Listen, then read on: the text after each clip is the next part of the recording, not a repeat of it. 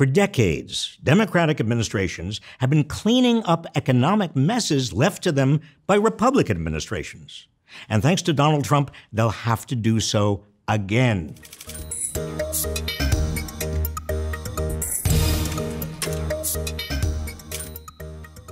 Before diving in, we need to understand this one concept, the debt to GDP ratio. The national debt is a meaningless number on its own. It's meaningful only as a percentage of the total economy, the GDP. Even if the debt grows, that's okay so long as the economy grows even faster. But if the reverse is true, if the economy is growing more slowly than the debt, we're in trouble. With this in mind, let's go back to the 1980s.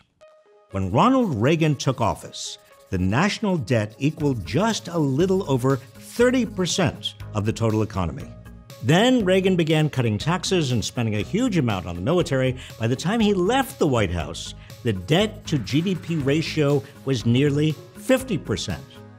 He viewed it as a way of starving the beast, so future Democratic administrations would find it harder to fund programs for the poor and average working people. Reagan's Republican successor, George H.W. Bush, raised the debt-to-GDP ratio even higher, to 62%.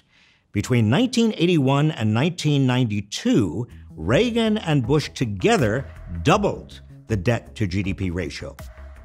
So by the time Bill Clinton took office, he had to spend his first term cleaning up the mess, finally balancing the budget and even leaving America with a budget surplus, and getting the national debt-to-GDP ratio back down to 54%. I know, I was there.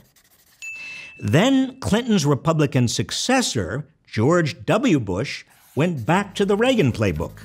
W passed massive tax cuts that gave the top 1% of households an average of over $570,000 each during the next 8 years. He also launched expensive wars in Iraq and Afghanistan.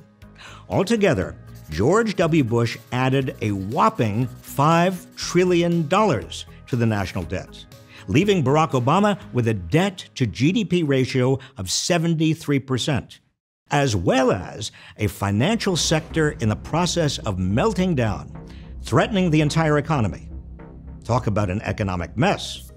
Obama had to bail out Wall Street and stimulate the economy in order to get us out of the deepest recession since the Great Depression. In other words, the GDP shrank. These two factors pushed the debt-to-GDP ratio to 100% by the end of Obama's first term. By the time Obama handed off the economy to Trump, the economy was growing again, and the ratio of debt to GDP had stabilized at around 103%. But now Trump and Senate Republicans are repeating history. In 2016, when Trump was asked about the debt, he claimed, "We pay it back so easily." But then he blew up the debt by passing a giant tax cut for corporations and the wealthy. And so even though Trump inherited the longest economic expansion in history, he increased the ratio of debt to GDP to over 105%. And Republicans have reverted to the same old playbook, threatening to cut Social Security, Medicaid, and Medicare because they say we can't afford these programs. Time and again, Republicans scream about the national debt when a Democrat is in the White House, cleaning up the mess they caused. But when there's a Republican administration, they couldn't care less about the debt. When Mitch McConnell was asked about soaring debt and deficits, his response was, "It's disappointing, but it's not a Republican problem." But the next Democratic administration will have to deal with it. So in addition to solving the climate crisis that's become worse under Trump, passing universal health care that's become more urgent under Trump, and tackling myriad other problems that have grown under Trump, Democrats will once again have to clean up the economic mess left by their Republican predecessor in order to preserve and expand programs that help average Americans survive.